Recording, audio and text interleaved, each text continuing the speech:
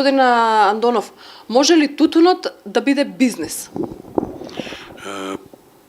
Тутунот како индустријска култура е присутен во Република Македонија повеќе од 100 години и полека година со година добива карактер на трговска стока, стока за пазар, стока за берза, така да го губи карактерот на култура за социјални потреби. Така да нема веќе да биде социјална култура, него ќе биде стоков производ со кој што тутунопроизводителите, односно земјоделците, ќе си го обезбедат својот доход.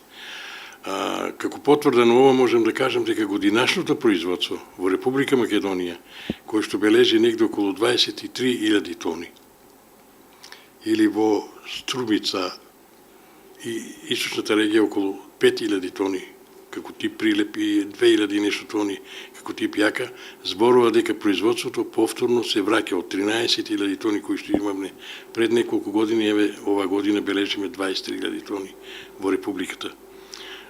Резултатите кои што се постигнати се задоволителни, дури и повеќе од тоа. Забележавме цена од 217 денара, заедно со субвенциите кои што стимулациите и премиите ги добиваме, ќе имаме цена негде повисоко од 290 денара по кило тутун. Тоа зборува дека веќе не е социјална култура, него е култура кој што обезбедува доход.